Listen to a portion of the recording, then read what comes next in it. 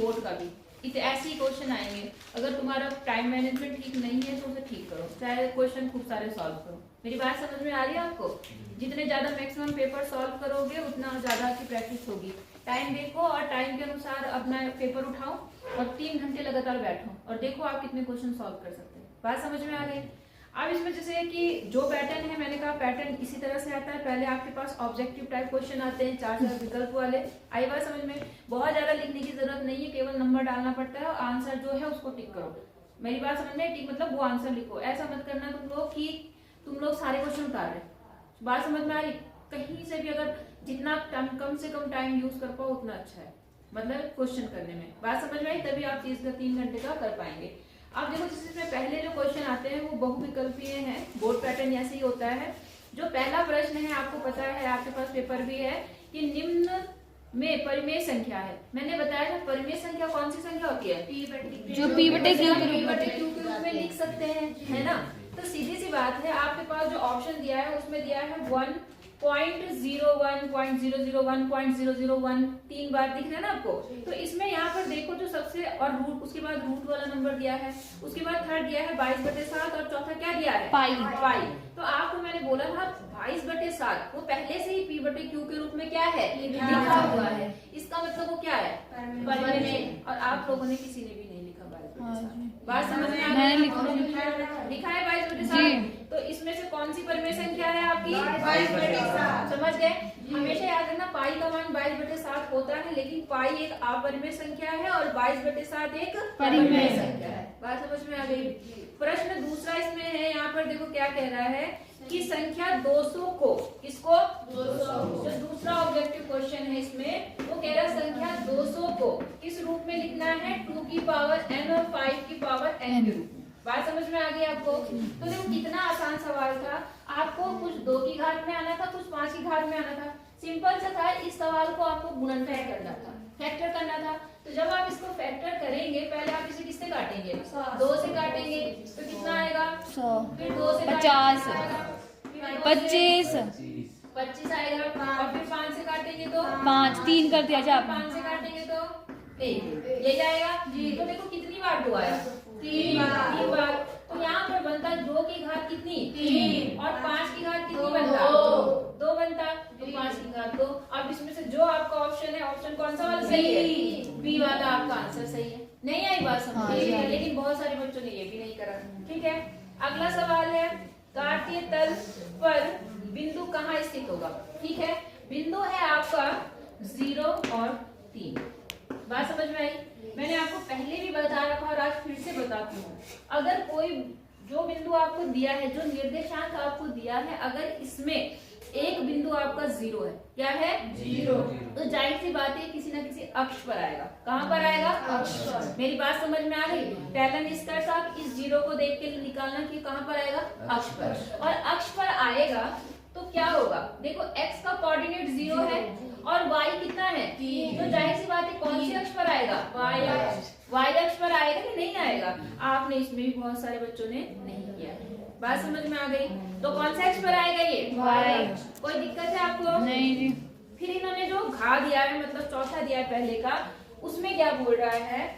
उसमें बोल रहा है आपके पास कि त्रिभुज ABC और त्रिभुज DEF में दिया है। देखो क्या चीज दिया है। 2 त्रिभुज है आपके पास में, रफली बनाना तो पड़ेगा ही। आप लोग सोचते हो कि ऐसे हो जाएंगे। एक त्रिभुज ये है, इसका नाम दे दो ABC। ठीक है, दूसरा त्रिभुज कौन सा दिया है? DEF, ये दिया है। इस त्रिभुज में क्या दिया है कि AP कौन सी लाइन है? ये वाली, बटे DE ये वाली। ठीक है, बराबर है BC मतलब ये वाली, और बटे FD कौन सी है? ये वाली। समझ आया? इसका इतना बटे इतना दिया है, इतना बटे इतने। बात समझ में आ गई? अब पूछ क्या रहा है आपसे? आपसे बोला कि इनमें से कौन सा ऑप्शन ठीक होगा? कोण B कोण E के बराबर है, ये बता बोलना है आपको। या दूसरा ऑप्शन में बोला कोण AD के बराबर है, या तीसरा बोल रहा है यहाँ पर कोण B किसके बराबर है? D के बराबर है, या कोण A किसके बराबर है? कोण B किसके बराबर है? B बराबर E है जी। कोण B बराबर कोण E। क्यों? तुमने बीच का कोण है ना, और तुमने एग्जाम में ये चीज नहीं करी, तो जब तक चित्र नहीं बनाओगे तब तक तुम्हें पता कैसे चलेगा कि क्या चीज करना है। बात समझ में आ गई या नहीं आई? तो आपको समझ में आया, क्योंकि ये भुजा ली है इन्होंने और ये भुजा ली है, तो इनके बीच का कोण यहाँ पर दिया है, तो आप इसी के बीच का कोण लेंगे। बात समझ में आ गई? तो बी किसके बराबर है? बी। तो बी और डी वाला कौन सा ऑप्शन था? सी वाला ऑप्शन आपका क्या था? सही था। समझ आई बात? समझ में। क्वेश्चन नंबर अगला क्या बोल रहा है, जो अंगा है इसका, जो पांचवा पार्ट है, कि द्विघात समीकरण, मिटा दो ये द्विघात समीकरण में क्या दे रखा है आपके पास में, कि के एक्स स्क्वायर और 2x प्लस 3x, 3x नहीं है, ये मैं थोड़ा सा आपको करेक्शन कराना भूल गई थी। अगर आपने इंग्लिश वाला पार्ट देखा होता तो आप समझ 3k है जी, 3k है। क्या है आपका द्विघात समीकरण? के x square plus 2x plus 3k, 2k लिख दिया जी आपने। 3k, इतनी बात समझ में आ गई? चलो अगर आपने x मान के भी किया होता तभी भी करते तो आपका जो भी आंसर होता मैं सही मान लेती, मगर आपने करा नहीं इसको। इसमें क्या बोल रहा है, इस बहुपद के शून्यकों का योग इसके शून्यकों के गुणनफल के क्या है? बराबर है। सवाल समझ में आया? तब आपको किसका मान बताना है? k का। शून्यकों का योग, क्या? शून्यकों का योग अल्फा प्लस बीटा किसके बराबर है? अल्फा गुणा बीटा, ठीक है, इसके गुणनखंड के बराबर है। अब शून्यकों का योग, योग जो होता है मतलब अल्फा प्लस जो बीटा होता है वो क्या बनता है? x नहीं, x अपॉन x क्यों करना पड़ेगा गुणनखंड? x अपॉन x स्क्वायर, ये होता था आपका, आप भूल गए हो, माइनस b अपॉन a। अच्छा, मतलब b क्या होता था आपका? x का गुणांक और माइनस भी रहता है x का गुणांक और x स्क्वायर का का गुणांक। ये होता है क्या? योग। योग होता है। और जो गुणनफल होता है जो आपका अल्फा गुणा बीटा है आपका, वो क्या होता है? c बटे a। समझ गए? अचर पद बटा x स्क्वायर का गुणांक, यही होता है ना। अब इसके अनुसार अल्फा प्लस बीटा कितना बना? इसमें ये a हो गया, ये b हो गया और ये क्या है? c। तो अल्फा प्लस बीटा कितना आया बताओ? माइनस 2 अपॉन के, माइनस 2 अपॉन के आएगा, आएगा या नहीं आएगा? और अचर पद बटे x स्क्वायर का गुणांक 3 अपॉन के, 3 अपॉन के नहीं, 3 अपॉन 3k अपॉन के कितना आएगा? 3k अपॉन के आएगा या नहीं आएगा? अब आपको दिया क्या है कि अल्फा और बीटा क्या है? मतलब योग और गुणनफल क्या है? बराबर। तो अल्फा बीटा यहाँ पर 2 अपॉन के आ गया और यहाँ पर कितना आया? देखो 3k बटे k। अब k से k क्या हो गया? कैंसिल हो गया।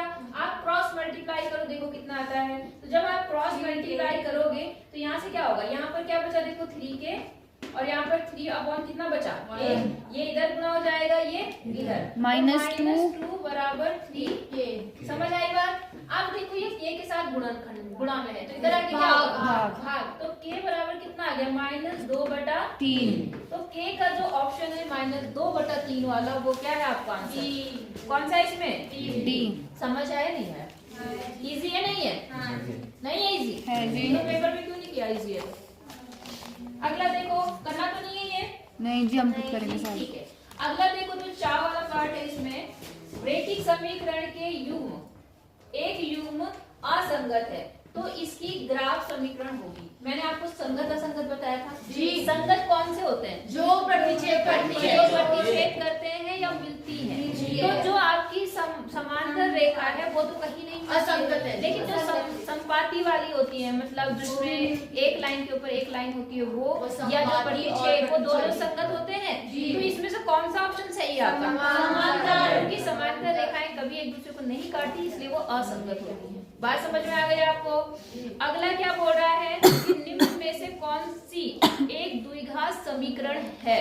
तो द्विघात समीकरण होने के लिए देखो चारों ऑप्शन पे नजर डालो फटाफट। चारों ऑप्शन क्या है आपके?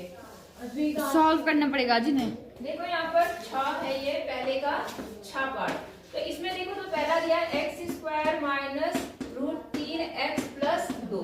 दूसरा ऑप्शन दिया है x square plus 1 upon x square बराबर 5। ठीक है। तीसरा है x प्लस 1/x बराबर एक्स स्क्वायर, और चौथा है x square minus 5x is equal to 1 minus x का होल स्क्वायर। इतना समझ में आ रहा?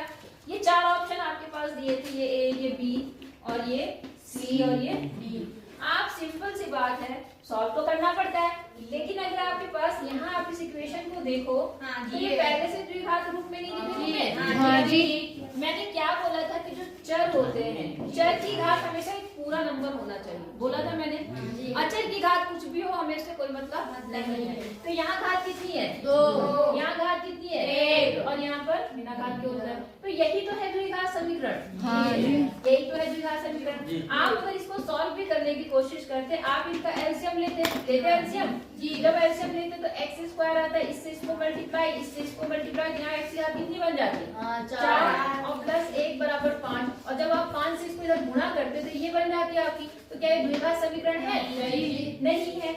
ऐसे जब आप इसको करते हैं इसी तरह से, तो यहाँ पर एक्स स्क्वायर बनता और यहाँ पर कितना है? यहाँ पर x है, और ये जब इधर गुणा होता तो क्यूब बन जाता। तो फिर से 3 द्विघात समीकरण नहीं है। अगर आप इसकी बात करते हैं एक्स स्क्वायर आ रहा, जब आप इस होल स्क्वायर का फॉर्मूला खोलोगे तो फिर से यहाँ पे स्क्वायर बनेगा, और वो स्क्वायर इससे कट जाएगा तो स्क्वायर वाला पद ही खत्म हो जाएगा। तो यहाँ तो बहुत इजी पहले ही मैं दे दिया था आपको, बिना सॉल्व करे ही पता चल गया था कि कौन सी द्विघात समीकरण आपकी है। समझ आया नहीं आपको? आपने शायद इसमें भी बहुत सारी गलतियां कर रखी हैं। आई बात समझ में, इतना सबको समझ में आ गया होगा। फिर जो जा है, इसका जो जा पार्ट है पहले का, उसमें क्या बोल रहा है कि सेक स्क्वायर 60 माइनस 1 की आपको क्या निकालनी है? वैल्यू। मैंने आपको साइन कॉस की वैल्यू निकालनी बताई थी। साइन के लिए इधर, कॉस के लिए इधर। किसका मान निकालना है? सेक का। सेक किसका उल्टा होता है? कॉस का। 60 कौन सा होता है? 0, 30, 45, ये 60। ये 60। कॉस के लिए क्या हो जाएगा? 1 बची तो 1/4 मतलब 1/2। 1/2 बनता कॉस का मतलब, तो इसका 2 हो गया मतलब। अब इसका क्या होता है? उल्टा। कॉस 60 है, अब इसका उल्टा कर दो तो सेक 60 कितना हो जाएगा? 2 होगा या नहीं होगा? तो इसकी वैल्यू 2 का स्क्वायर हो गया, कोई दिक्कत? क्योंकि यहाँ पर क्या है? स्क्वायर। और माइनस कितना? 1। तो 2 का स्क्वायर कितना हो गया? 4 माइनस 1 कितना हो गया? तो जो ऑप्शन आपका 3 वाला है वो ऑप्शन आपका क्या है? सही है। बोलो, बात समझ में आ गई? तो ये तो थे आपके ऑब्जेक्टिव टाइप क्वेश्चन। कौन से क्वेश्चन? Objective type. इन्हें बोलते हैं ऑब्जेक्टिव टाइप क्वेश्चन। इसमें देखो आपके पास में टोटल कितने क्वेश्चन बन गए? 8। तो देखो अगर 8 नंबर आपके ये मिल गए तो आपके लिए पास होना बहुत आसान हो सकता है, क्योंकि इनमें कोई भी तुम्हारे एक भी नंबर नहीं काटेगा। अगर आपने ऑप्शन लगा दिया, अगर तुक्के से भी सही लगा दिया तो सही हो जाएगा। लेकिन गणित एक ऐसी भाषा है जिसमें तुक्का ज्यादा काम नहीं करता, इसमें आपको सॉल्व करना ही पड़ेगा। ठीक है, बात समझ आ रही है नहीं आ रही है? अगला देखो, अब जो क्वेश्चन 2 से लेकर 9 तक है वो क्वेश्चन आपके कितने नंबर के हैं? वो भी एक ही अंक का है, लेकिन वो आपके पास ऑप्शनल नहीं है, सॉल्व करके सॉल्व करना है। आई बात समझ में? सॉल्व ज्यादा करने की जरूरत भी नहीं होती, उसमें हल्का फुल्का करना है। ऑप्शनल क्वेश्चन है, नहीं है मतलब उसमें ऑब्जेक्टिव है, उसमें टिक मारना है, इसमें टिक नहीं मारना है। पहले बता दे रही हूँ, चारों ऑप्शन लिखने की कोई जरूरत नहीं है। जो आंसर आपका सही है, सिर्फ जैसे पहले का ये √2 सही है तो पहले का ये √2 बस। नहीं समझ में आई बात? अब देखो दूसरा सवाल। ये सवाल मैंने आपको टेस्ट में भी दिया था, फिर भी बहुत सारे बच्चों ने गलत किया। दूसरा सवाल जो आ रहा था उसमें ये बोल रहा है कि 104 404 और दूसरा कौन सा है? 96। इनका जो मासा है, मासा मतलब एलसीएम कितना दिया है? 4। और आपसे पूछा है एलसीएम। आई बात समझ में? मैंने सिंपल सा आपको एक फॉर्मूला बताया था, दोनों संख्याओं का गुणनफल बराबर लासा गुना मासा बताया था।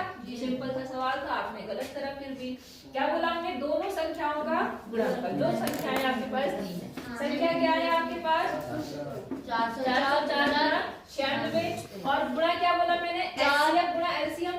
4 गुणा 4 और गुणा एलसीएम, यही तो फॉर्मूला बताया मैंने आपको। अब 4 को इधर लाओ, एलसीएम को यही रहने दो, तो यहाँ कितना हो गया? 404 गुणा 96 अपॉन 4 इधर आ गया, और यहाँ क्या बना? एलसीएम। अब इसको सॉल्व करते ही आपका क्या आ जाएगा? एलसीएम। तो 4 से जब आप काटोगे तो कितना आ गया? 101, और 101 को अगर आप गुणा करोगे तो 96 गुना 96 मतलब 96 96 आपका क्या आ गया? इजी है। कितना टाइम लगा इसे सॉल्व करने में? बहुत ज्यादा नहीं। और आपने पता नहीं क्या कर रखा है। हो जाएगा। अगला देखो, यहाँ पर देखो मैंने ये सवाल पता नहीं 3600 बार दिया होगा आपको, लेकिन कुछ बच्चों को लिखने का तरीका ही नहीं पता कि लिखना कैसे। कहीं पे भी कुछ भी लिख दे रहे हैं। अरे तरीके से लिखो कि इसमें कितने शून्य हैं, क्या है। आपके पास एक ग्राफ दिया हुआ है, ऐसा ग्राफ दिया है, एक्स अक्ष वाई अक्ष, आपने ज्यादा नहीं बनाया, कुछ ऐसा ग्राफ दे रखा है 1 2 ऐसा। हाँ, तो आप कितने शून्य के? 4। जितनी एक्स अक्ष पे जितनी जगह काट रहा है वही उसका क्या है? शून्य। अब पता नहीं क्या क्या तुमने बकवास लिख रखी इसके लिए भी। अगर आप इतना लिख देते तो आपके 1 नंबर तुरंत मिल जाते। इसमें कितना मंत्र पढ़ना है? कोई मंत्र पढ़ना है? अगला देखो यहाँ पर क्या बोल रहा है, किसी बहुपद के शून्यकों का योग और गुणनफल दिया है और आपको बहुपद याद करना है। ये सवाल बहुत ही बोला है मैंने, कई बार आ रखा है, लेकिन आप लोग पता नहीं क्यों सारे सवाल ये टेस्ट में मैंने लिए भी हैं, लेकिन बात वही है कि तुम घर में अच्छे से पढ़ाई करते नहीं हो और फिर सारा आरोप टीचर के ऊपर लगा देते हो कि टीचर ने नहीं पढ़ाया जी। यहाँ देखो चौथा सवाल क्या है, आपको दे रखा शून्यकों का योग मतलब अल्फा प्लस बीटा। कितना दे रखा आपका? -2। ठीक है। अल्फा गुणा बीटा दे रखा, कितना दे रखा? 1/4। ठीक है। तो मैंने सिंपल आपको बताया, आपको बस वही जो पहले वाला रूल अप्लाई करना है। आपको बताया शून्यकों का योगफल क्या होता है? यही होता है। और इसका क्या होता है? यहाँ तो कोई समझ में ना आया ये चीज। मैंने क्या बात बोली, इसके नीचे 1 लगा दो, लगा सकते हैं क्योंकि यहाँ भी ए है, यहाँ भी ए है, इसलिए ये बराबर होनी चाहिए। तो हम इसमें क्या करेंगे? 4 से गुणा। तो हम 4 से गुणा कर देते। देखो -20/1 गुणा 4 और गुणा 4। समझ आई बात? यहाँ आ गया माइनस का 8 और यहाँ कितना आ गया? 4। अब हम तुलना करते हैं क्योंकि नीचे 4 हो गया है। तो देखो यहाँ भी 4 है और यहाँ भी 4 है, तो इसका मतलब a की वैल्यू कितनी आ गई? 4 आ गई 4। अब b की वैल्यू देखो, यहाँ पर कितना है? माइनस। बीच चीज का ध्यान जरूर रखना, माइनस। और यहाँ पर कितना है? -8। माइनस से माइनस क्या हो गया? कट गया। तो b बराबर कितना हो गया? 8। हाँ बेटा ठीक है। अच्छा, और c बराबर कितना हो गया? देखो c के सामने कितना है? 1। बस तुम लोग जो गलतियां कर रहे हो इन सवालों में वो ये कर रहे हो कि आप चिन्ह का ध्यान नहीं रख रहे हो। बात समझ में आ गई? सूत्र में माइनस है तो आपको यहाँ पर माइनस है कि नहीं इस पे विशेष ध्यान देना है। आई बात समझ में? आप देखो जब आपने यहाँ से ले लिया तो माइनस से माइनस कर लिया तो यहाँ पे 8 आ गया। मान लो कि यहाँ पर माइनस नहीं होता तो माइनस तो है, तो फिर माइनस आता। मेरी बात समझ में आई? तो चिन्हों का विशेष ध्यान रखो, ठीक है। अब आपको पता है द्विघात समीकरण का जो बेसिक फॉर्मूला होता है ax² + bx + c, यही होता है। तो ठीक है, ax मतलब ये कितना हो गया? 4x² और bx मतलब 8x + 1 ये आपको द्विघात समीकरण बन गए। टाइम लगा ज्यादा? नहीं जी। हो गया। आगे देखें। अब देखो अगला सवाल विविक्तकर वाला आ गया। द्विघात समीकरण आपके पास दी है, कौन सी दी है? x² - 4x 4x + 4 का क्या निकालना है? विविक्तकर निकालना है। मैंने आपको पहले ही बताया था कि विविक्तकर का मतलब b² - 4ac बोला था। विविक्तकर का मतलब b² - 4ac। आपको ये निकाल के बताना है कि कितना आया।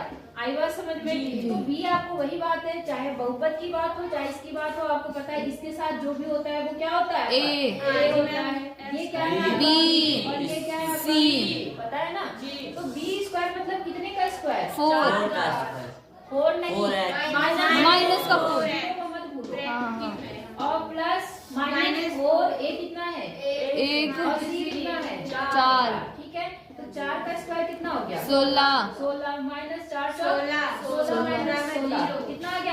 अभी 0 मूल वास्तव। अगर ये पूछता, अगर इसने और कुछ नहीं पूछा, इसने केवल यहाँ पर ये बोला है कि विविक्तकर ज्ञात कीजिए, तो विविक्तकर ये आ गया। हाँ, अब ये पूछता कि मूलों की प्रकृति कैसी है, मूल किस प्रकार के, तब हम बताते कि वो धनात्मक है, ऋणात्मक है, बराबर है, जो भी है। आई बात समझ में? फिलहाल 0 आता है तो मूल क्या होते हैं?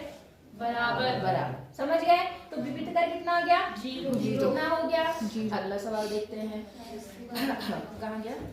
कार्तीय तल में मूल बिंदु के निर्देशांक लिखिए। पता नहीं जब से तुम कार्तीय तल पढ़ना स्टार्ट हुए हो जीरो तब से मैंने आपको बताया कि मूल बिंदु कौन से होते हैं। कौन सा होता है मूल बिंदु? जीरो जीरो नहीं बोलेंगे, शून्य। जीरो मतलब क्योंकि यहाँ पे दो अक्ष की बात होती है तो हमेशा एक्स और वाई दोनों होता है। हाँ जी, क्या होता है? 0,0 ये होते हैं मूल बिंदु के निर्देशांक। नहीं आई बात समझ में? मूल बिंदु के निर्देशांक 0,0 हो जाएगा। एक नंबर में क्या ये टफ सवाल थे? नहीं जी। अगला देखो क्या बोल रहा है, किसी समांतर श्रेणी का। देखो ये सवाल थोड़ा सा आपकी बुक में नहीं है लेकिन थोड़ा सा दिमाग का था। दिमाग मतलब अगर तुम थोड़ा सा भी लगाया होता तो फटाफट कर लेते। सवाल में क्या बोल रहा है बताओ? समांतर श्रेणी का nवां पद 2n+1 है तो इसका 10वां पद याद कीजिए। देखो एक समांतर श्रेणी के 7वां सवाल है आपके पेपर का। जी। nवां पद जो है वो an जो आपको दिया है वो 2n+1 है। यही तो बोल रहा है ना? हाँ ये जी। nवां पद दे दिया। इसने बोला इसका 10वां पद क्या होगा? कौन सा पद? 10वां। सिंपल सी बात है। हाँ 8n निकालना है ना? क्या निकालना है? 8n। तो भाई इसमें भी तो n की जगह 10 रख दो। आ गया आपका आंसर 2 गुणा 10 प्लस 1 20 प्लस 1 कितना आ गया? नहीं आई बात समझ में? आ गई जी। कभी कभी आपको इस तरह से घुमाता है। नहीं आई बात समझ में? कठिन है? नहीं जी। हो जाएगा।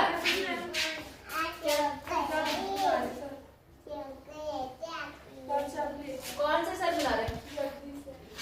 क्या कर रहे? समूह का आना है जिन्होंने कुछ। इतनी बात समझ में आ गई। तो यहाँ पर कितना आ गया आपका ये बताओ? 21। समझ आई बात? ऐसे बाद में भी आएगा, कभी आ सकता है कि nवां पद है या सम भी दे सकता है कि इतने पदों का योग, मतलब पदों का नहीं nवां मतलब n पदों का योग का फॉर्मूला दे दिया और उसमें आपको कहेगा कि 10वें पद का 10 पदों तक योग निकालो। तो n की जगह क्या रखना है? 10। सिंपल। आई बात समझ में? कोई दिक्कत है? इतनी बात समझ में आ गई? अगला देखो 8वां सवाल। देखो ये भी बहुत आसान है। यहाँ क्या बोल रहा है? ये बोल रहा है आपके पास में साइन थीटा। 8वें सवाल में साइन थीटा किसके बराबर है? Cos theta. तो मतलब ये कि साइन और कॉस के कांस्टेंट कितने दोनों मान बराबर होते हैं। इस सवाल को मैंने आपको पहले भी बताया था लेकिन आप शायद छूट गए। ठीक है, क्या काम करो, ये साइन थीटा है, ये क्या है? या तो आपको दिमाग में ये है कि दोनों में कौन से एंगल का मान बराबर होता है। और अगर आप ऐसे नहीं करना चाहते तो आप एक काम करो, आप क्या काम करो, इसको इसके नीचे ला सकते हैं। तो ये बन गया साइन थीटा अपॉन क्या बन जाएगा? Cos theta. और यहाँ क्या बचा? एक। क्या बचा? एक। क्योंकि ये यहाँ पे जा चुका है। अब साइन बटे कॉस क्या होता है बताओ? tan theta. tan थीटा बराबर कितना है? 1। अब मुझे ये बताओ कि tan में एक वैल्यू किसकी होती है? 10 में बताओ 45। तो tan 45 की वैल्यू कितनी हुई? 1। 10 से 10 हट गया, थीटा बराबर कितना आ गया? 45। इसका मतलब 45 अंश के लिए ये और ये का मान क्या है? बराबर। आप ये देखो साइन 45 के लिए 1/√2 और cos 45 के लिए भी कितना आता है? 1/√2। नहीं आई बात समझ में? ये तो आप वैसे भी कर सकते थे, अगर आपको एंगल भी याद होते तब भी कर सकते थे। आप दिमाग नहीं लगाते ना, तुम बस एक ही तरह से सोचते हो, हर तरह से कुछ नहीं सोचते। अभी नहीं, बाद में बैठ काम करना। अच्छा अगला देखो, यहाँ पे देखो क्या है। ये सवाल मैंने अपने क्लास में सवाल मतलब इस लाइन को कम से कम 10 बार दोहराया था। क्या याद दोहराया था जी? क्या बोल रहा है कि भुजाओं की समान संख्या वाले बहुभुज समरूप होते हैं। बहुभुज की जगह अगर त्रिभुज होता कि त्रिभुज समरूप होते, कब होते त्रिभुज समरूप?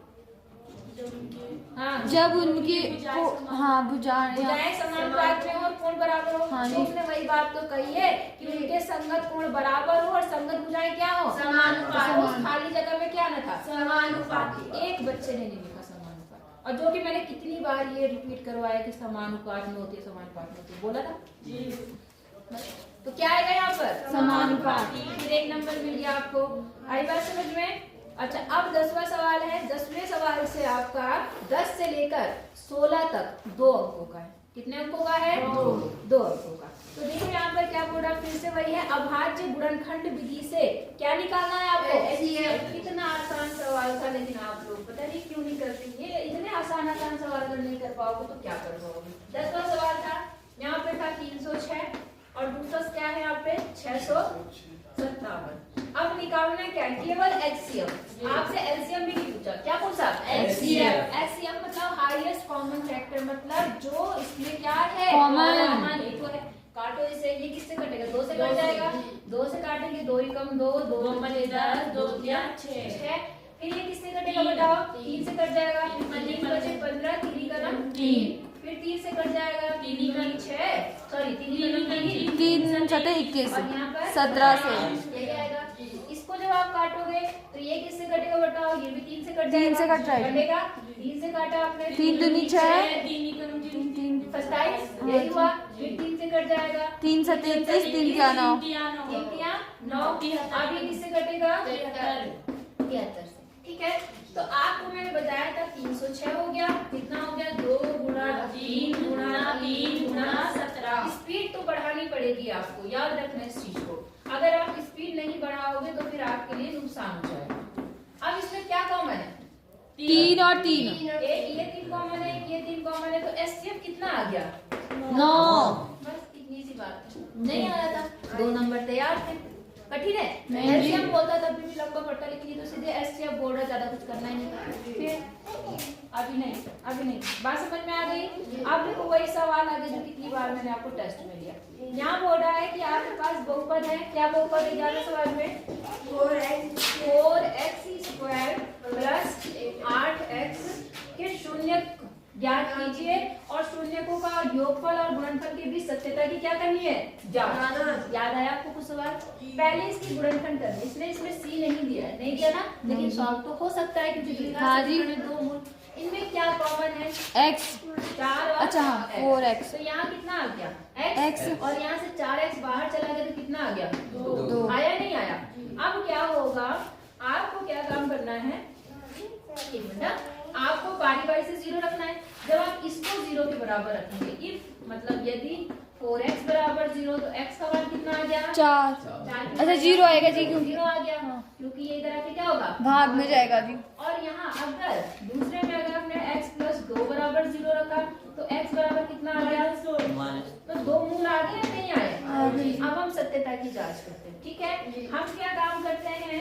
हम क्या लिखते हैं? हम शून्यकों का योग। क्या लिखेंगे? शून्यकों का योग। शून्यकों का योग मतलब अल्फा प्लस बीटा।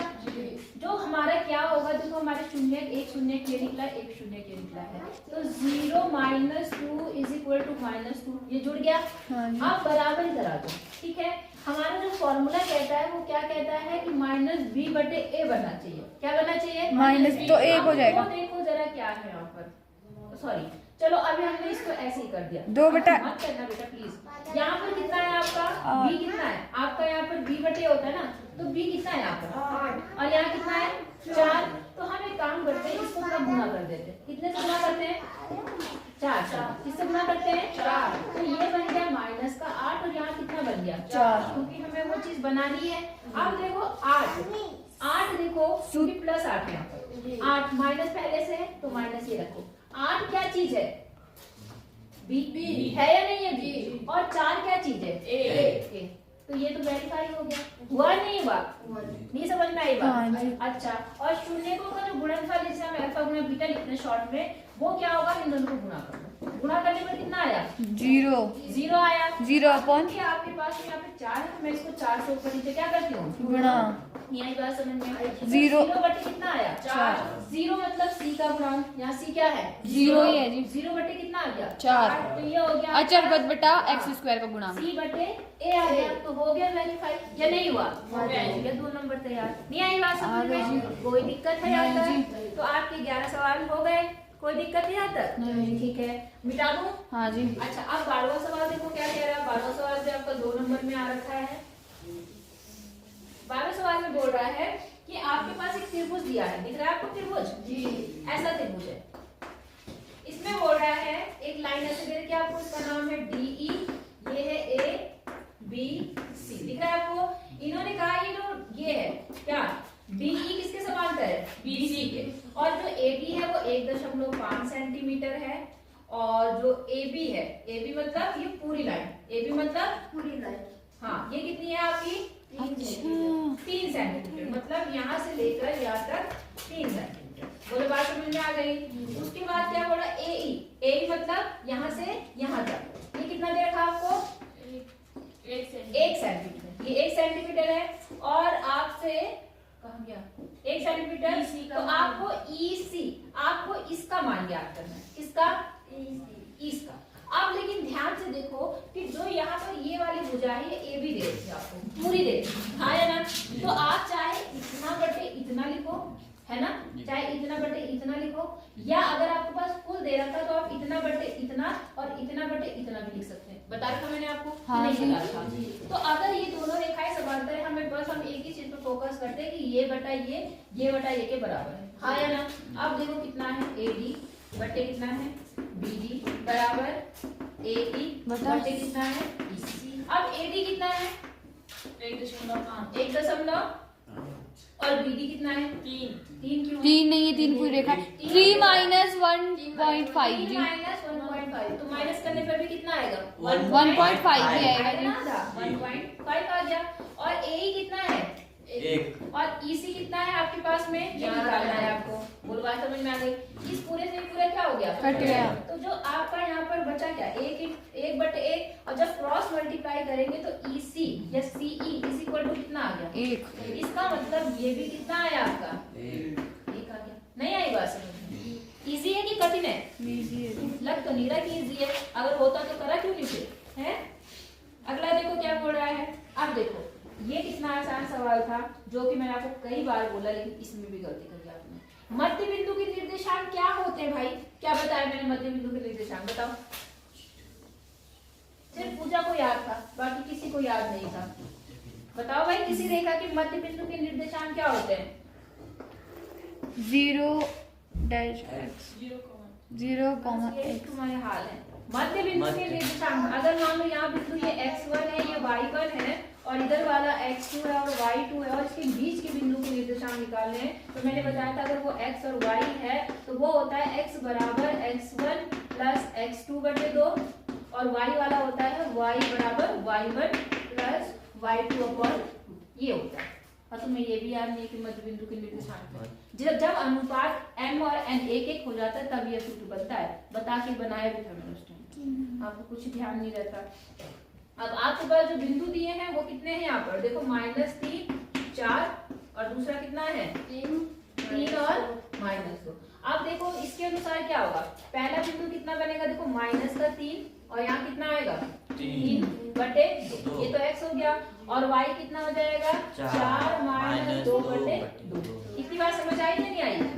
ये है इसके मध्य बिंदु के निर्देशांक। सॉल्व कर लो। 3 में से 3 गया, कितना आया 0 बटे 2, कितना आ गया 0, और यहाँ कितना है 4 में से 2 गया 2 बटे 2 1 हो गया जी। ये आ गया, बात समझ में आ गई? ये आ गए मध्य बिंदु के निर्देशांक। ज्यादा लंबा सवाल था? नहीं जी। हाँ जी, ज्यादा था, पता नहीं क्या कर रहे हो तुम लोग। अच्छा अगला था, अगर मान लो आपने ये सवाल नहीं करा तो अथवा करके एक सवाल दिया था कि इन दोनों बिंदुओं के क्या निकालनी है, बीच की दूरी। तो इन दोनों के बीच की दूरी देखो, यहाँ पर बिंदु क्या है -a1 -b, और दूसरा बिंदु क्या है a और b। तो आपको सूत्र पता है d = होता है क्या, √x + x का होल स्क्वायर और y2 - y1 का होल यही स्क्वायर। होता है। ये आपका x1 हो गया, ये y1 हो गया, ये x2 हो गया, ये y2। मान रख दो सिंपल बस। x2 कितना है आपका a माइनस x1 कितना है -a, तो -a और फॉर्मूले में माइनस है तो माइनस माइनस कितना हो गया प्लस हो गया। इसी तरह से y1 कितना, y2 कितना है आपका b है, और ये कितना है ये माइनस है, तो फिर से फिर माइनस है यहाँ पर, और ये माइनस मिलके क्या हो गया होल स्क्वायर। समझ आई बात या नहीं आई? तो a 2a स्क्वायर, ठीक है, और यहाँ क्या हो गया 2b का होल स्क्वायर। इसकी बात समझ में आ गई? b का स्क्वायर करने पर कितना हो गया 4a स्क्वायर, यहाँ कितना हो गया 4b स्क्वायर, और 4 का आपको पता है इसमें कॉमन आ सकता है, तो a square plus b square. हो गए। अब कॉमन रूट से बाहर आ जाएगा जी। ये तो बाहर हो नहीं सकते, हाँ जी। लेकिन 4 का अंडर रूट बन जाएगा कितना 2, तो 2 बाहर आ गया, √a square plus b square. ये आपका क्या हो गया आंसर। इतना मात्रक इनके बीच की दूरी आ गई। बोलो बात समझ आई या नहीं आई? हो जाएगा। अगला देखो, इस सवाल में तुम्हें पता नहीं क्या कंफ्यूजन था। क्वेश्चन नंबर है 14 में देखो क्या बोल रहा है। 14 में बोल रहा है कि sec x, क्या बोल रहा है sec x बराबर 13/12। ठीक है, तो आपको निकालना मान किसका है, साइन एक्स और कॉस। अब तुम इसमें क्या कंफ्यूज हो गए इस एक्स को देखकर, यही हुआ कंफ्यूजन। हाँ जी। एक्स मतलब थीटा, एक्स मतलब थीटा। जो कोण लिखा है, चाहे वो ए ले ले, वहां बी ले ले, सी ले ले, एक्स ले ले, वाई ले ले, जेड ले ले, सबका मतलब कोण है। सबका मतलब क्या है, कोण। कोण। तो भाई जब आपने एक ट्राइंगल बनाया, आपको सेक का मतलब पता है क्या होता है, सेक बराबर क्या होता है, बताओ जल्दी बताओ। कर्ण बटा आधार। कर्ण बटे आधार। हाँ जी, सही बोल रही है वो, ठीक है ना। सेक किसका उल्टा होता है, कॉस का। हाँ जी। और कॉस क्या होता है, आधार बटा कर्ण। आधार बटे कर्ण, इसलिए कितना हो जाएगा, कर्ण बटे आधार। अब कर्ण हम डिसाइड करेंगे, आधार हम डिसाइड करेंगे कोण के अनुसार। तो यहाँ पर जो कोण है वो कितना है, x, तो मैं इसको x लिख रही हूँ, लिख लिया। अब आपको पता है कोण से लगी हुई भुजा को हमेशा क्या बोलते हैं, आधार। आधार कितना है इसमें, आधार हमारे पास 12 है भाई जी। क्योंकि ये क्या है आपका कर्ण और ये क्या है आधार। तो आधार आपके पास 12 है और कर्ण आपके पास कितना है, 13। तो जब आप पाइथागोरस प्रमेय से मान निकालोगे तो ये मान कितना आएगा, 5। हाँ जी। इसका स्क्वायर करेंगे 169 में से 144 माइनस करेंगे 25 आएगा, 25 का अंडर रूट करेंगे 5 आएगा। पाइथागोरस प्रमेय पढ़ी है ना आपने, तो बता रहा था ना। तो ये तो 5 आ गया। अब साइन एक्स का मान निकालना है, तो साइन एक्स कितना होगा बताओ जरा, क्या होता है साइन बराबर लंब बटे कर्ण। लंब बटे कर्ण। लंब कितना है, लंब 5 और कर्ण कितना है, 13 आ गया। cos x का मान कितना हो जाएगा, वो तो इसका उल्टा ही हो जाना था, आधार बटे कर्ण। कितना 13। आधार बटे 13। बस ये दो मान चला रहे हैं आपको। इसमें कितनी दिक्कत थी बताओ मुझे, कि कोई परेशानी, लेकिन तुमने इसको भी नहीं किया। बोलो बात समझ में आ गई या नहीं आई, अच्छा कहाँ तक हो गया, 15वां क्वेश्चन है जी। अब 15। अब 15 देखो क्या बोल रहा है, यदि समीकरण ये और ये के द्वारा निरूपित रेखाएं समांतर हो तो के का मान, ये देखो ऐसे सवाल बहुत आते हैं और तुम लोगों ने पता नहीं क्यों नहीं करा होगा। दो रेखाएं दी हैं आपको जो क्या कर रही है, समांतर रेखाएं दिखा रही है। क्या दिखा रही है, समांतर। और फिर किसका मान बताना है, के का। जब रेखाएं समांतर होती है तो क्या प्रतिबंध होता है, बताओ क्या प्रतिबंध होता है समांतर रेखाओं के लिए, जल्दी से बताओ। समांतर रेखा होने के लिए क्या प्रतिबंध होता है, क्या होते हैं कंडीशन, पता ही नहीं, तुम्हें याद ही नहीं है। A1 बटा A2 अगर B1 बटे B2 के इक्वल नहीं होता तो वो प्रतिच्छेदी रेखाएं होती हैं जी। अगर A1 बटे A2 बराबर है B1 बटा B2 बराबर नहीं है C1 बटा C2 तो वो क्या होती है, समपाती होती है। और समांतर होने के लिए क्या कंडीशन हो गई, A1 बटे A2 बराबर B1 बटे B2 बराबर C1 बटे तो C2। ये बात इसने बता रखी कि रेखाएं क्या है, समांतर। तो इसका मतलब ये कंडीशन लगेगी, बात समझ आई। अब इसकी आप वैल्यू पुट कर दो, तो देखो आपके पास जो समीकरण दी हुई है वो समीकरण है, देखो यहाँ पर 6x - 3y + 10 बराबर 0, ठीक है। और दूसरी दी है kx - y + 9 बराबर 0। आई बात समझ में। अब मान रख दो ये आपका A1 हो गया, ये क्या हो गया B1 और ये क्या हो गया B1, ये क्या है A2, ये क्या हो गया B2 और ये क्या है C2। के का मान 2 है जी। अब मान रख दो फटाफट, A1 कितना है आपके पास में 6 बटे कितना आ गया 1। फिर यहाँ पे B1 बटे B2 यहाँ कितना है -3 और यहाँ -1। बात समझ में आ गई। आपकी दो ही कंडीशन से काम चल जाएगा। आप चाहो तीसरी लिखो चाहे ना लिखो। तो माइनस से माइनस कर दिया, क्रॉस मल्टीप्लाई कर दो तो 3k बराबर कितना आ गया 6 और k बराबर कितना आ गया 6 बटे 3 मतलब कितना 2। मिल गए 2 नंबर। बोलो बात समझ में आ गई या नहीं आई। तो इस तरह से आप किसका मान निकाल सकते हैं, k का हो जाएगा जी। अच्छा अगला देखो क्या बोल रहे हैं यहाँ पर, कौन सा नंबर का था ये 15। 16 देखो ये भी बहुत आसान था। समांतर श्रेणी दे रखी है आपको। समांतर श्रेणी क्या दे रखी है यहाँ पर 7 13 19 205। लास्ट पर कितना है उसमें 205 में पदों की संख्या बतानी है। क्या निकालनी है n निकालना है, सिंपल सी बात है। तो देखो आपके पास में कितना दिया है 7, ये आप निकाल लेते हैं, इसमें से इसको माइनस करते हैं कितना आ गया 6। और ये क्या दिया हुआ है SL क्यों दिया है, जोड़ दिया है कोई an दे रखा है जी, मतलब आखिरी पद दे रखा है an दे रखा है। कितना दे रखा 205। और आपको निकालना क्या है n एन निकालना है। तो भाई आप एन वाला फॉर्मूला लगाओ। एन आपको पता है क्या होता है, n माइनस 1d। यही होता है। ए कितना है, एन आपको पहले दिया है 205 और ए कितना है, एन आपको निकालना है। डी कितना दिया है, 6। बोलो समझ आई बात? 6 लिखो जी। हाँ सॉरी, यहाँ पर ये प्लस में इधर आके क्या होगा, माइनस 205 माइनस 7 बराबर n माइनस 1 इंटू 6। अब इसमें से इसको माइनस करोगे तो 15 में से 7 गया, कितना आएगा, 198। हाँ 198 आएगा। हाँ आएगा जी, ना? हाँ जी। और बराबर कितना आ गया, 6 n माइनस 1। ये गुणा में इधर आके क्या हो जाएगा, भाग में 6 और 6 × 18, 6 × 18 कितना आ गया, 33 n माइनस 1 बराबर। अब ये माइनस 1 इधर आके क्या होगा, तो n बराबर कितना बन गया, 34। इसका मतलब इस श्रेणी में कितने पद है, 34। कठिन नहीं है? नहीं जी। तो फिर आप लोग करते ही नहीं हो। अच्छा, इसके बाद देखो आपके पास में अथवा। 17 क्वेश्चन जो है, अथवा में भेजिए क्वेश्चन। अथवा भी देखो, कहाँ है अथवा।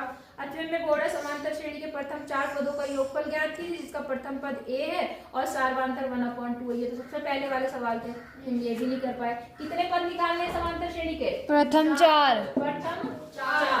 और क्या दिया, क्या है, इसमें a भी दे रखा और अंतर d भी दे a रखा दे है। रखा कितना, माइनस है, और d कितना दे रखा, 1/2। तो प्रथम 4 पद कितने आसान है। पहला पद तो यही हो गया, a1 बराबर -1 हो गया। a2 क्या होता है, a प्लस d। तो a कितना है, -1 और d कितना है, 1/2। जब आप इसको सॉल्व करेंगे तो कितना आएगा, एलसीएम लेंगे 2, इसकी गुणा इधर, इसकी गुणा इधर, तो -2 + 1 कितना आ गया, -1/2। ये हो गया कौन सा पद, दूसरा। अब a3 निकालो। a3 बराबर क्या होता है, a + 2d। a आपका -1 है और 2 और d कितना है आपका, 1/2। 2 से 2 क्या हो गया, कट गया। तो ये -1 आ गया और इधर से कितना बना, 0। +1, तो कितना बन गया, 0। इसका मतलब तीसरा पद कितना आ गया, 0। इसी प्रकार से जो a4 है वो क्या हो जाएगा, a प्लस कितना भी बन जाएगा, 3d। तो ये माइनस का बन आ गया और यहाँ कितना आ गया, 3/1/2। अब देखो कितना हो गया, -3 + 3/2। एलसीएम लोगे, एलसीएम कितना आएगा, 2, इसकी गुणा इधर, इसकी गुणा इधर, तो -2 + 3। 3 में से 2 में कितना आ गया, 1/2। तो 1/2 -1/2 0 और -1, ये आगे 4 पद। क्या कठिन था इसमें, था टफ, नहीं बोलो हो जाएगा या नहीं होगा, हो जाएगा। अच्छा, अब जो अगले सवाल है 17 से 21, 17 से 21 तक है वो 4-4 नंबर के। कितने नंबर के हैं, 4। देखो सबसे पहला वही सवाल आ गया, 17वां सवाल कि 2x², बिठा दो इनको, 2x²। उतार एक भी रहे, और अगर दोबारा ये पेपर सॉल्व करवाऊंगी याद रखना जी। और अगर नहीं कर पाए तो पीटूंगी भी। बैठे हो जो हाथ करके, ठंडा लग रहा तुम्हें, हमें ठंडा नहीं लग रहा यहाँ पर। 17 देखो यहाँ पर कितना है, 2x² - 6x + 3 बराबर 0 के मूलों की प्रकृति ज्ञात कीजिए। अब प्रकृति पूछ रहा है, बात समझ में आ गई। और अगर उनका अस्तित्व है तो उन्हें क्या करना है, ज्ञात करना। बात समझ में आ गई। तो प्रकृति वही b² - 4ac निकालना है। तो b² मतलब b क्या है आपको, -6। ये मैंने आपको बता रखा, पहले बता रखा ना, इसीलिए मैं ज्यादा वो भी कर रही हूँ। ये b हो गया, ये a हो गया, ये c। तो -4a कितना है, 2 और c कितना है, 3। 6 प्लस का माइनस प्लस का जी, प्लस का, और माइनस देखो यहाँ कितना हो गया, 3 दूनी 6 और 6 चौक 24। तो घटाने पर कितना आया, 12। 12 क्या है, बड़ा है किससे, 0 से। तो मूल क्या धनात्मक। हाँ जी, मूल जो है वो धनात्मक और वास्तविक, धनात्मक और वास्तविक, और क्या होंगे, वास्तविक होंगे। बोलो पहला पॉइंट समझ में आया, नहीं आया, वास्तविक होंगे। अब उन्होंने कहा अगर उनकी अस्तित्व है ना, तो उन्हें क्या करना है, ज्ञात करना है। तो सिंपल सी बात है, मैंने आपको 2 तरीके बताए थे, एक सीधाधारी वाला बताया था और एक दूसरा भी बताया था। तो मैं तो ये कहती हूँ कि जब आपने ये निकाल ही लिया तो सीधाधारी वाला फॉर्मूला ज्यादा अच्छा होता है। b बराबर -b + -√b² - 4ac का मान 2a। तो ठीक है, b कितना है आपके पास, 6 -6 मत भूलना, -6 और प्लस माइनस अंडर रूट में कितना है, 12 12 और और बटे 2a मतलब कितना 2 × 2 मतलब 4, यही होगा। अब देखो ये तो प्लस का 6 बन गया। 12 के जरा फैक्टर करते हैं, 2 से काटोगे 6, 2 से काटोगे 3, 3 से काटोगे 1, 2√3 प्लस माइनस 2√3 और बटे कितना आ गया 4। अब देखो जरा ध्यान से, इसमें 2 कॉमन है या नहीं है? 2 कॉमन ले लो, यहाँ पे आ गया 3 प्लस माइनस √3 और बटे कितना आ गया 4। इससे क्या हो गया तो x का जो मान आया वो कितना आया देखो 3 प्लस माइनस √3 और बटे कितना 2। अब मूल निकालने के लिए मैंने कहा एक बार पॉजिटिव चिन्ह ले लो और एक बार नेगेटिव। तो जब प्लस चिन्ह लोगे तो x का मान बनेगा 3 प्लस √3 बटे कितना 2 और जब नेगेटिव चिन्ह लोगे तो x बराबर 3 माइनस √3 बटे 2। आगे दोनों मूल बोलो, बात समझ आई है नहीं आई? आ गई। कोई दिक्कत नहीं यहाँ तक? नहीं जी। अच्छा, तो एक दो सवाल और करते हैं, बाकी कल करेंगे। सिद्ध कीजिए √3 एक अपरिमेय संख्या है। कितनी बार बताया था? हाँ जी। तो कितनी बार टेस्ट किया था? बोलो। बहुत बार। लेकिन तुमने कितनी बार किया है? तुमने तो करा ही नहीं, करा किया था जी। मान के चलो कि आप कर लोगे। हाँ जी। ठीक है। अच्छा, अगला देखो, ये कितना आसान सवाल था, ये नहीं कर पाए तुम। 19वां सवाल जो था 4 नंबर, तो ये 4 नंबर में क्या ये बहुत टफ सवाल था? नहीं जी। तुमने करना ही नहीं है। 19वां सवाल देखो क्या बोल रहा है, एपी के प्रथम 7 पदों का योगफल और 17 पदों का योगफल दोनों दिया है आपको, ठीक है ना? देखो, किसी एपी के प्रथम 7 पदों का योगफल, कौन सा नंबर का सवाल है ये? 19। प्रथम 7 पदों का मतलब S7 कितना दिया है 49 और प्रथम कितने पदों का 17 पदों का कितना दिया है 289। तो आपको प्रथम n पदों का योगफल ज्ञात करना, मतलब आपको Sn निकालना है। क्या निकालना है? Sn। किसी भी पद का योगफल ज्ञात करना हो तो आपको कितने सी पद चीज चाहिए? एक तो a चाहिए और एक क्या चाहिए? D चाहिए, है ना? क्या चाहिए? A और D। इनकी सहायता से हम a और d निकालेंगे। सूत्र आपको पता है S7 है तो क्या होता है बताओ? n/2 2a प्लस n-1d, ये होता है फॉर्मूला Sn का। तो ठीक है S7, तो यहाँ कितना होगा 7/2 2a प्लस n कितना होगा 7 - 1 इंटू d। समझ गए नहीं समझे? थोड़ा सा सॉल्व कर लेते हैं तो देखो कितना हो गया 7/2 और यहाँ कितना हो गया 2a और यहाँ कितना हो गया 6d। इन दोनों में से कितना कॉमन है 2। जब वो 2 कॉमन लोगे तो इस 2 से वो 2 क्या होगा कट जाएगा। यहाँ बनेगा 7a प्लस 3d और बराबर कितना ये दे रखा, कितना दे रखा 49 दे रखा। अब 7 यहाँ गुणा में करा के क्या होगा भाग में, तो 7 आ जाएगा। 49, तो 7a प्लस 3d, ये इक्वेशन क्या आ गई एक आ गई। समझ आई बात या नहीं आई?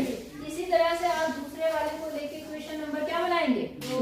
तो देखो यहाँ पर क्या हो जाएगा, कितना दे रखा दूसरे पद का 289, कितने पदों का योगफल था 17 बटे 2a plus 17 - 1 upon into D, यही हुआ। तो यहाँ देखिए कितना बन गया 17/2 और यहाँ कितना है कॉमन लेने पे 2 कट जाएगा प्लस कितना 16d आया और यहाँ कितना है 289 आ गया।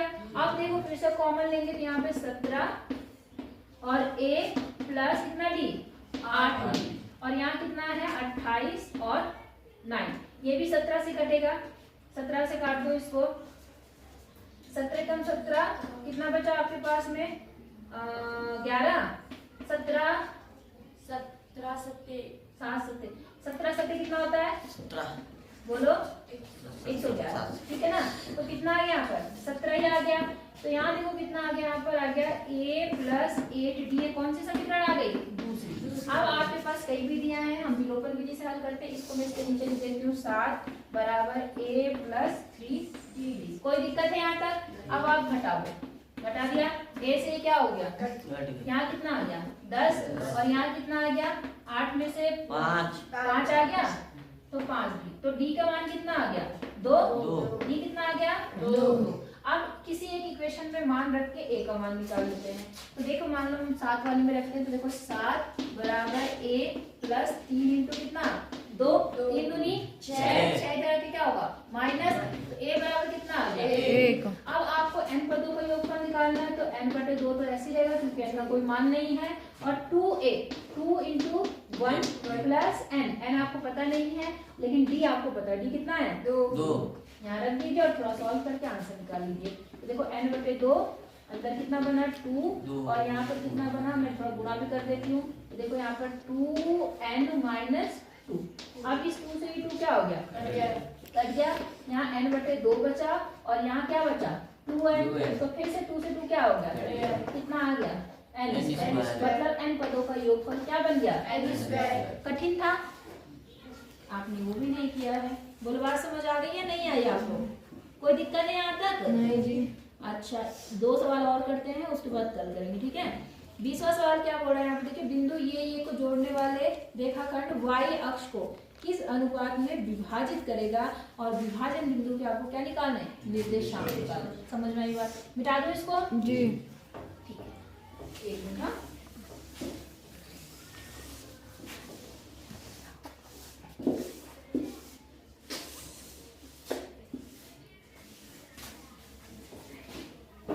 बोर्ड है बिंदु, 2 बिंदु है आपके पास, देखिए 5 है और कॉमा 6, ठीक है ना, -6। और दूसरा बिंदु है -1 और दूसरा क्या है -4, -1 को जोड़ने वाला रेखाखंड, मतलब इन दोनों लाइनों को जोड़ने वाला जो रेखाखंड है वो किसको काट रहा है, y अक्ष को क्या कर रहा है, काट रहा है वहीं पर, ठीक है ना। तो आपको क्या बताना है कि इस विभाजन बिंदु के निर्देशांक। अब देखो जब कोई रेखा y अक्ष को काटेगी, किसको काटेगी, y अक्ष, तो वहां किसका निर्देशांक 0 होगा, x का क्या होगा 0। x निर्देशांक उस जगह पर 0 होगा, ये आपको ध्यान रखना है। x का तो निर्देशांक 0 होगा लेकिन y का कोई ना कोई मान होगा। अब क्योंकि काटने की बात बोल रहा है तो इसलिए विभाजन सूत्र इस्तेमाल करेंगे। विभाजन सूत्र आपका क्या कहता है कि x बराबर m2 x1 प्लस क्या बोलता है m1 प्लस x2 बटे m1 प्लस m2। ये हो गया, क्योंकि उसने आपसे ये पूछा है, यहाँ पे सवाल में क्या बोला है कि किस अनुपात में विभाजित करेगा, मतलब m1 m2 आपको पूछा है कि किस अनुपात में काटेगा। नहीं आई बात समझ में, आपको बताना है m1 और m2 का मान। आई बात समझ में।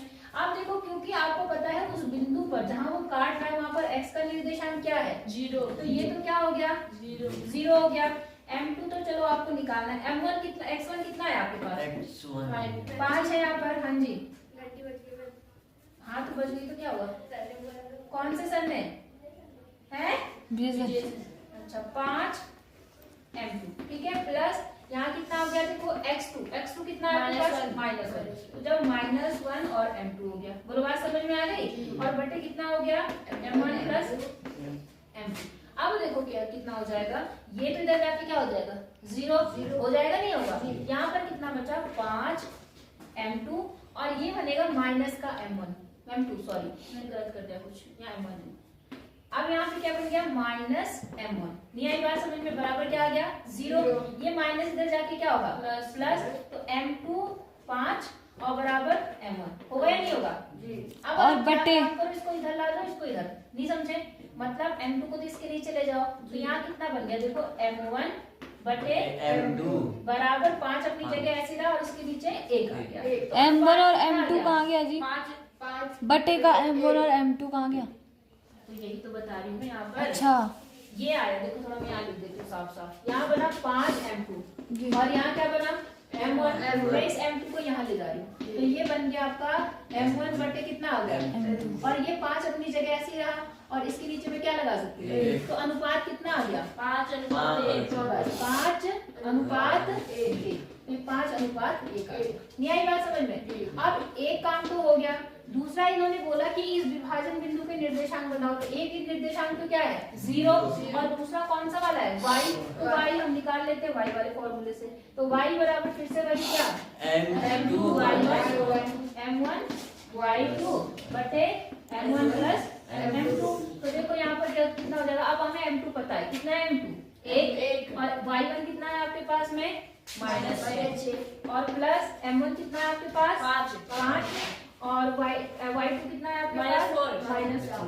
यही बात समझ में। और बटे m1 प्लस m2 मतलब कितना बन जाएगा 6 बन जाएंगे। अब देखो कितना हो गया 6 ही करना 6 और यहाँ पे 5 चौक 20 5 चौक 20 और बटे कितना आ गया 6, तो 20 और 6 कितना हो गया -26 बटे 6 काटने पर माइनस का 13/3 आ गया, किसका निर्देशांक? वाई Y Y का की हो निर्देशांक। जाएगा। तो दोनों निर्देशांक भी निकल गया और किस अनुपात में काट रहा है वो भी निकल गया। बोलो बात समझ में आई या नहीं आई? जी। तो आज आपके 20 सवाल मैंने करा दिए, 7 सवाल बचे हैं जो हम कल करेंगे। बोलो बात समझ में आ गई कि नहीं आई? देख लेना इसमें अगर